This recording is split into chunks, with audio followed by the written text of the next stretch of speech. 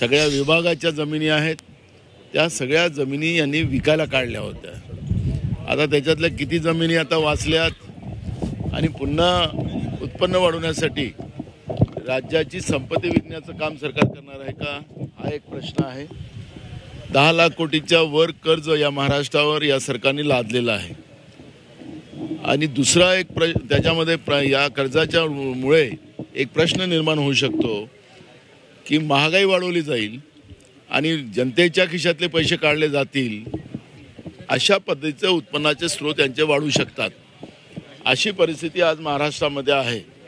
सरकारने ती भूमिका विधानसभेत स्पष्ट करावी की जनतेला महागाईतून त्यांच्या खिशातले पैसे काढणार का, राज्यातल्या प्रॉपर्ट्या शासनाच्या विकून उत्पन्न वाढवणार आहे का, हे सगळे प्रश्न आज जनतेच्या समोर आहे आणि आमच्याही समोर आहेत। आणि म्हणून या सगळ्या उत्पन्नाचे स्रोत वाढत असताना सरकारने विधानसभेत याचा खुलासा करावा, ही भूमिका आमची राहणार आहे। विदर्भाच्या भूमीत हे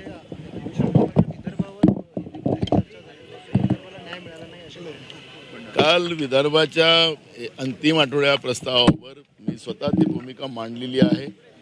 आज सरकार उत्तर काय देतं, विदर्भाला भोपळा देतं की तोंडाला पानं पुसून जातं, हे आज सरकारच्या उत्तरामध्ये आपल्याला पाहायला मिळणार आहे।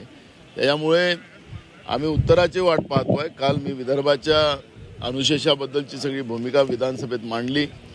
योगायोगानं दुसऱ्यांदा देवेंद्र फडणवीस राज्याचे मुख्यमंत्री झालेले आहेत आणि त्याच्यामुळे त्यांनी पण अनुशेषाचे अनेक मुद्दे विरोधी पक्षात असताना उपस्थित केलेले होते।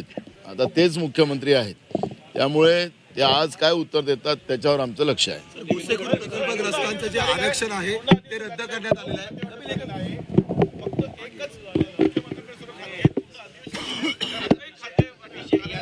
आज सूप वाजतंय, एकंदरीत आज सूप वाजणार आहे।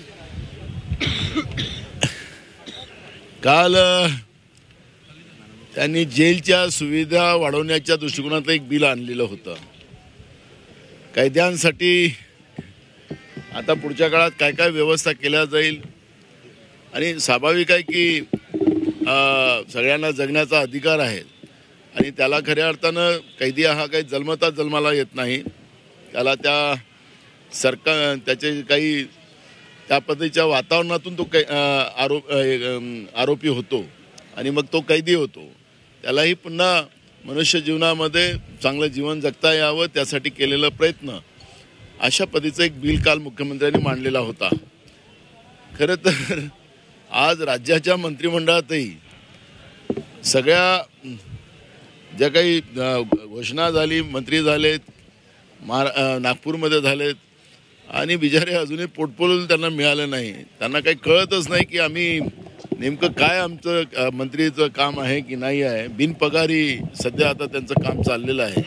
त्यामुळे गंमत लोकशाहीची या पद्धतीनं चाललेली आहे असं आम्हाला वाटतं आहे। आखरी सरकार त्यांचा आहे, काय निर्णय घ्यायचा आहे, स्वतःच मुख्यमंत्र्यांनी सगळे खाते आपल्याकडे ठेवावं का, आम्हाला वाटतं काय करायचं तो त्यांचा। पण काय होतं की लोकशाहीची थट्टा आहे।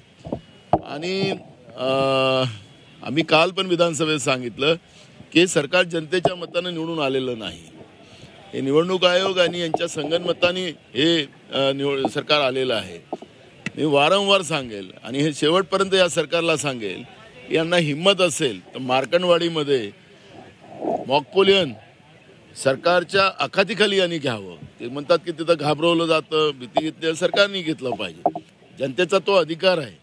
आणि त्याच्यामुळे हे सरकार जनतेतून आलेलंच नाही, हे निवडणूक आयोगाच्या करामतीमुळे आलेलं आहे आणि हे स्पष्ट झालेलं आहे। आणि त्याच्यामुळे सरकार जे वागते आहे ते लोकांसाठी नाही, स्वतःसाठी जगते आहे असं दिसतं आहे। ते सांगत आहे मंत्रिमंडळाचं पोर्टफोलिओच दिलं नाही, तर उपमुख्यमंत्री हे मंत्रीच असतात, ते नावाचे उपमुख्यमंत्री असतात, नावाचे उपमुख्यमंत्री असतात, त्यालाही मंत्रीच म्हणतात। आणि म्हणून मी तुम्हाला सांगतो की आखरी मी जे तुम्हाला कारण सांगितलं की जनतेतून आलं असतं तर यांना जनतेची भीती असती, आज जनतेची भीती नाही आणि म्हणून सरकार आपल्या पद्धतीने वागते।